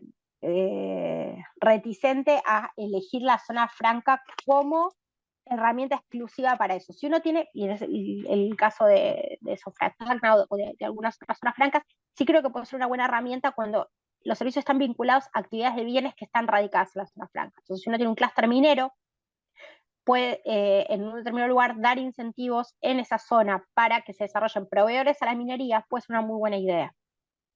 Ahora, no necesariamente para que se desarrolle una empresa de otro rubro. ¿sí? O sea, ya les digo, es una opinión personal, pero de hecho algo que yo soy de Argentina, algo que se ha visto en Argentina, hay ciertos lugares donde hay incentivos impositivos y esto después de la pandemia, muchas empresas, eh, se, conversado con muchas empresas que acá en Argentina dicen, bueno, yo ya perdí el incentivo para estar en este distrito en el cual tengo un incentivo impositivo porque la gente quiere trabajar desde su casa, hay gente, contrato gente en otros lugares, en otras provincias de Argentina, pero ahí están a no sé, cientos o miles de kilómetros de la ciudad de Buenos Aires o de la zona de este, ya no pierde sentido, entonces no, tal vez lo hacen desde otro lugar y no desde ahí. ¿Sí? Eso es ya, ya les digo, no es que tenga un estudio econométrico hecho sobre el tema, ¿no? Pero creo que puede haber algo de eso. Gracias, Romina. Tenemos un par de preguntas más. Harry Orsos comenta, un segundo, por favor, em, que en países desarrollados están disponibles distintos productos de las industrias creativas que ponen en el radar de las nuevas generaciones las oportunidades económicas que abre el dominio de las tecnologías. Los cómics y películas con biografías de Steve Jobs, por ejemplo, Mark Zuckerberg, no se encuentran en Latinoamérica, por ejemplo, ¿no? ¿Cómo, cómo se podría cerrar esta brecha en educación no formal poniendo estos contenidos al alcance de las nuevas generaciones latinoamericanas? Bueno, creo que algo que tenemos es que tenemos pocos ejemplos latinoamericanos de eso, ¿no? Entonces, por ahí, más allá por ahí este mismo contenido lo puede ver alguien de Perú o de Argentina o de Brasil, puede ver la vida de Steve Jobs o de Mark Zuckerberg, pero algo que a veces pasa es que lo ven como algo lejano, porque no son de la región, ¿no? Entonces ahí creo que el problema no es tanto que no tenemos el contenido, sino que no tenemos a los protagonistas que podrían estar en ese contenido. Igual hay algunos casos, en ese sentido hay casos, por ejemplo, en la región hay varios unicornios interesantes. Voy a mencionar uno no porque sea Argentina, sino porque creo que es uno de los más importantes de la región, el caso de Mercado Libre. En Argentina, a Marcos Galperín, que es el fundador de Mercado Libre, lo conoce todo el mundo. Y es para mucha gente un ejemplo no a la escala de Steve Jobs, pero es para mucha gente un ejemplo de buen emprendedor. Entonces creo que algo que se puede hacer es comunicar esos casos, ¿sí? Tal vez no necesariamente son todos de unicornios, pero hay casos de empresas exitosas y eso puede ser muchas veces una forma de que sea inspiracional, ¿no? Que un niño de un país de América Latina diga, ah, bueno, esta persona que viene de mi país o de mi región pudo hacer esto, si esa persona puede, yo también. Entonces creo que se puede hacer comunicación en ese sentido, se puede venir desde el sector privado, puede venir desde el sector público, desde las instituciones educativas, pero es importante eso, o sea, más allá del contenido audiovisual, también se puede hacer eso invitando a estos protagonistas a participar a que den exposiciones en universidades, ¿sí? Por ejemplo, eh, yo conozco el caso de una escuela, está en Argentina, pero está en otros países, una escuela que tiene sedes en varios lugares, lo conozco en el caso de Argentina, que todo el tiempo hacen esto para los estudiantes secundarios. Entonces traen a emprendedores, a veces son emprendedores, a veces es Marcos Galperín, otras veces es de otra escala, pero que resulta muy inspirador para los estudiantes que después quieren hacer eso. Entonces creo que es importante hacer ese tipo de cosas. ¿Sí? O sea, más allá de hacer, creo que la solución no es hacer un cómic sobre Mark Zuckerberg en Perú, no digo que no sirva, pero creo que puede ser mucho más efectivo buscar casos interesantes de emprendedores peruanos o de otros lugares de América Latina que resulten inspiradores para los jóvenes. Romina, y nos consulta si sabes si se crearon contenidos en cómics, en formato de cómics o películas sobre los unicornios latinoamericanos. No, yo no sé, yo no vi ninguno, no digo que no exista, pero sí hay mucho contenido, videos, esas cosas sí, no bajo el formato de cómic o película, pero sí en YouTube uno puede encontrar mucho y en redes sociales hay mucho. Yo conozco, por ejemplo, no quiero hablar solo de Argentina, pero es lo que más conozco. Pero, por ejemplo, yo conozco varias cuentas de Instagram eh, yo soy generación más Instagram, para los jóvenes tiene que ser TikTok o Twitch, ¿no? Pero yo tengo 43, hablo de lo que conozco yo, que cuentan historias, por ejemplo, inspiradoras de marcas argentinas. Algunas son Mercado Libre, pero otras son empresas muy pequeñas, pero con historias interesantes. Entonces, ese contenido es inspirador para muchos emprendedores. Entonces ahí habría, no digo que no exista, yo sinceramente no lo conozco, pero seguramente contenido, este contenido más corto en YouTube, en Twitch, en Instagram, seguramente hay casos interesantes ahí de los unicornios. Tenemos otra pregunta de Roberto Anguis. Dice que teniendo un amplio conocimiento de las exportaciones de servicios, quiere preguntarte, habiéndose notado en las sesiones anteriores la falta de información estadísticas de las exportaciones de servicios, ¿qué recomendarías para una zona franca? Eh, ¿Qué dice zona franca? El registro de las exportaciones de servicios. ¿Podría ser declarativa o de registro de los servicios que se realizan o de otra forma del registro de estas exportaciones? No entiendo muy bien. En el entendido que una zona franca es la simplificación de los trámites. Bueno, las estadísticas de servicios tienen un montón de problemas, es muy difícil captarlas. Yo entiendo que esto por ahí habría que verificarlo con los responsables de las estadísticas de, y diría, Costa Rica y Uruguay, que son los que más recurren a esto para la exportación de servicios. Yo entiendo que están las empresas que están en las zonas francas están captadas, están incluidas en las encuestas y que no se discrimina las exportaciones de servicios desde las zonas francas, fuera de las zonas francas, o sea, que están incluidas en la muestra general. No creo que sea necesaria una metodología distinta para esto, por la naturaleza que tienen estos sectores, porque sobre todo no es como en el caso de los bienes que tienen, o sea, las importaciones sin impuestos y las exportaciones sin impuestos. Aquí el servicio es como exportado casi todo, o sea, hecho en el lugar y desarrollado afuera, y a veces no se puede saber, y prestado afuera, a veces no se puede saber si realmente se desarrolló dentro de las zonas francas, lo que les decía antes. Entonces no creo que sea necesario un esquema distinto, simplemente saber que esas empresas están ahí, incluirlas en las encuestas, y en todo caso, si uno las quiere tener discriminada, es bueno, una pregunta específica para eso, pero no creo que sea necesario nada diferente. Muchísimas gracias. Fue una presentación muy rica, muy interesante. Gracias a todos. ¿Cómo están? Buenos días. Buenos días a todos. Romina, Verónica, Ricardo también. Es un placer estar con ustedes para ya el cierre.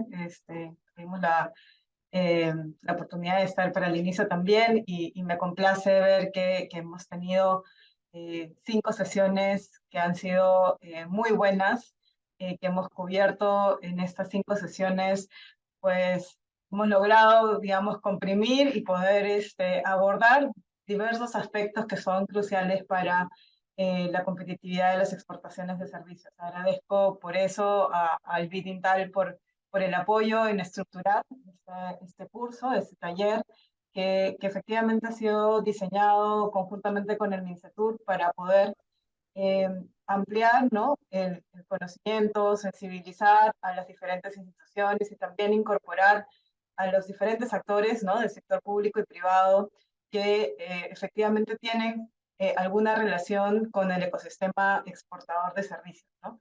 Este es un sector, como mencionó al inicio de las sesiones la viceministra Teresa Mera, es un sector que para el Perú es muy importante, tan igual como las exportaciones de bienes, pero que todavía nos falta impulsar aún más, ¿no? Y en ese sentido creo que poder contar con este tipo de capacitaciones, poder tener expertos que nos puedan compartir las buenas prácticas a nivel internacional, que podamos eh, tener recomendaciones sobre las diversas políticas públicas que desde diversos países se vienen impulsando para mejorar en algunos aspectos, como mencionaba Romina hoy, en el tema de capital humano o de infraestructura, pero también en temas de promoción, cómo hacemos que las exportaciones de servicios pues tengan mucho más presencia en los mercados internacionales, creo que es bastante importante. Eh, y es por eso que, bueno, agradezco a todo el equipo de Bidintal por el esfuerzo, también por las coordinaciones de poder traer a expositores internacionales que puedan atender un poco las necesidades de nuestro país. También agradecer a todos los que han participado como comentaristas y en particular a todos los que han participado como participantes. Veo que han sido sesiones muy activas, ¿no? Y eso refleja un poco el interés y la importancia de estos temas para el Perú, ¿no? Así que agradezco a todos por su participación, por su activa participación. Esta es una de las actividades que como ministerio queríamos impulsar para retomar un poco y reactivar digamos, discusiones y también acciones y interacción entre los diversos sectores, tanto públicos como privados, en materia de la promoción de las exportaciones de servicios. Así que muchísimas gracias y te devuelvo la palabra, Verónica. Muchas gracias, Mariela. Bueno, vamos a escuchar ahora unas palabras de agradecimiento de Crista Lucenti, que es coordinadora del portafolio de Perú en la División de Comercio e Inversión del sector de integración y comercio del BID.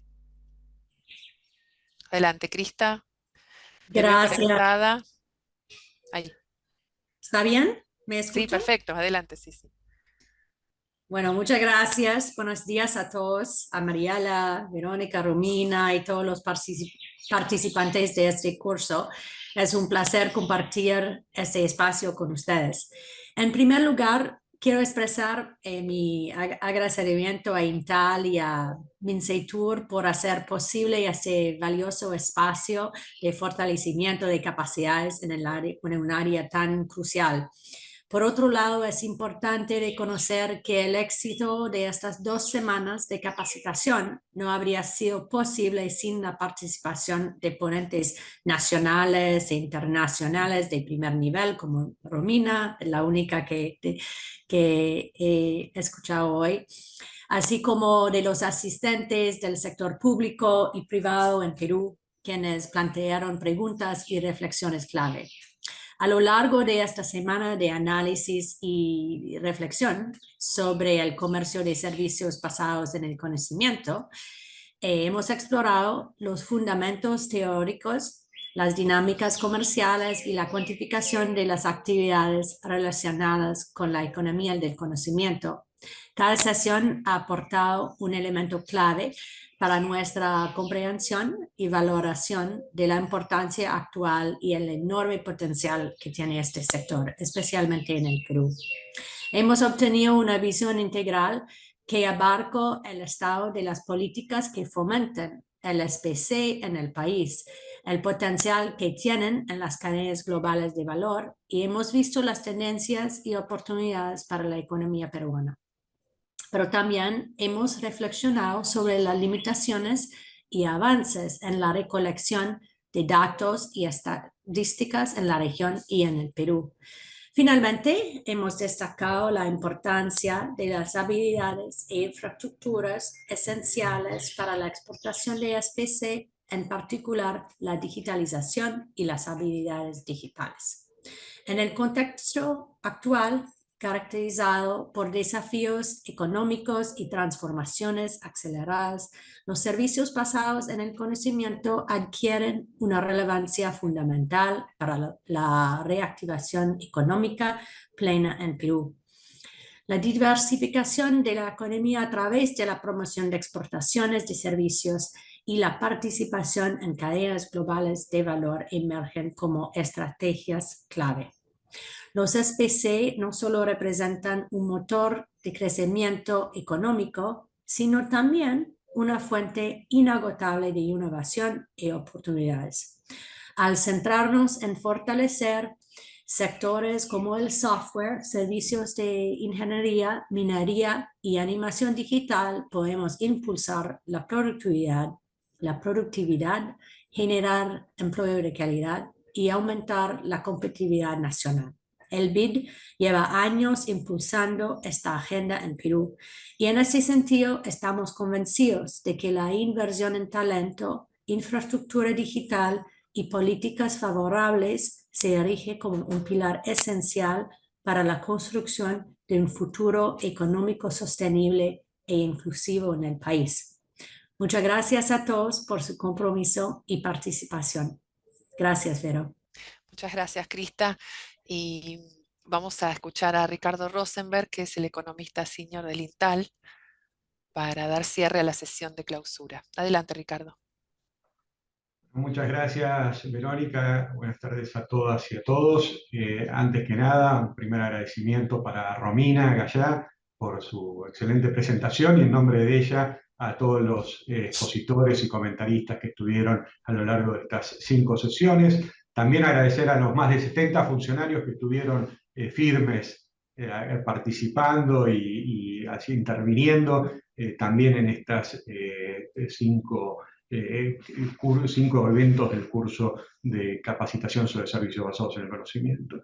También, obviamente, agradecer al MINCETUR y a Mariela, a Memilla en particular, y a todo su equipo por la oportunidad de poder organizar este seminario en conjunto. Quiero decir que es el segundo que hacemos en este año con el gobierno de Perú. Hemos hecho otro sobre el tema de compras públicas, que incluyó no solo a funcionarios de Perú, sino también al resto de la comunidad andina, así que muy contentos de poder emprender estas capacitaciones y poder hacer esto en el futuro. Agradecer a Krista Lucenti, nuestro hub del Departamento de Integración, que hace posible que nuestros emprendimientos lleguen al gobierno de Perú y que nos apoyen y que nos alinkee con los responsables de política del Perú. Y finalmente, agradecer a Flavia Coniaun, del equipo de Krista, y en particular y en especial a Verónica Toscani del equipo del Digital, que con el esfuerzo, que sin el esfuerzo de ella en todo este tema de capacitación sería imposible lograr estos resultados y estos cursos. Así que más allá de los agradecimientos, me parece, espero que esta visión integral de la problemática del comercio de servicios haya sido importante, interesante para todos ustedes. No se puede conocer el sector de servicios si no se miran habilidades, si no se miran el tema de infraestructura, como el que planteó hoy Romina, pero tampoco se puede conocer el sector de servicios sin mirar el tema de las cadenas de valor y entender cómo los servicios se están incorporando a ellas, sin entender el tema de cómo promover exportaciones o inversiones de este segmento tan particular de la economía, bien diferente al tema de bienes. Así que espero que, y obviamente toda la problemática que también planteaba Romina en sesiones anteriores respecto a las estadísticas, que es todo un tema muy relevante y muy difícil, muy complejo, habida cuenta que, como bien saben ustedes, los servicios no pasan por las aduanas. Entonces espero que esta visión integral, que como decía Mariela, llevó todo un pensamiento de cómo conformar un contenido de esta capacitación que sea lo suficientemente amplia e interesante para todos ustedes.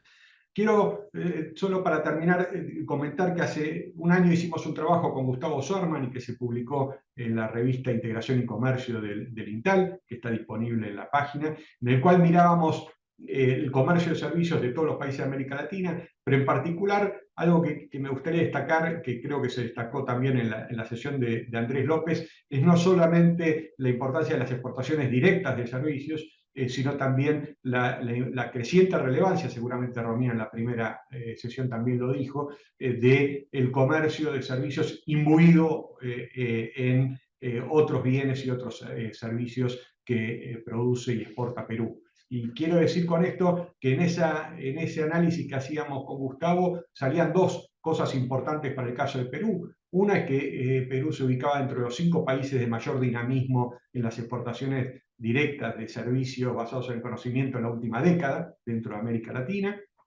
Y en segundo lugar, el hecho de que cuando uno mira las exportaciones indirectas, esto es lo que sale de servicios basados en el conocimiento a través de autos, a través de minería, a través de, perdón, autoparte, a través de minería, a través de otros bienes. Perú exporta 3 veces más a través de todos estos bienes y servicios que en forma directa a través de las exportaciones de servicios. Quiero decir con esto que es muy relevante considerar esto de las exportaciones indirectas por dos motivos. Primero, porque demuestra que tiene mayores capacidades en la producción y en la oferta de servicios basados en conocimiento que las que se ven solo en las estadísticas de comercio directo. Y en segundo lugar, porque creemos que los servicios basados en conocimiento son una fuente de innovación y de incorporación de diversificación de productos, de diversificación de calidades, de mejoras de calidades, y creemos que eso mejora no solo a los servicios, sino al conjunto del tejido productivo del país. Por lo tanto, si quieren ver más de este estudio y de otros estudios sobre el tema de servicios basados en conocimiento, en nuestra página de internet, que es conexionintal.iadb.org, está el estudio sobre servicios. Y más, en general, paso el aviso, tenemos un informe, un newsletter trimestral que analizamos el comercio de bienes y servicios y de inversiones y de los avances en los esquemas de integración que está a disposición también en la página de internet y que estaremos sacando el próximo antes de fin de año. Así que lo dejo como un tema para que el que esté interesado en los servicios o esté interesado en el comercio en general o en la integración de la comunidad andina, la AP o el Mercosur o la comunidad de Centroamericana, puedan acceder ahí y tener todos los detalles al tanto. Así que, sin más, agradeciéndole nuevamente a MINCETUR esta oportunidad y a todos ustedes por haber participado, te devuelvo la pelota, Vero, y gracias a todos. Bueno, muchas gracias, Ricardo. Con estas palabras damos por concluido el curso.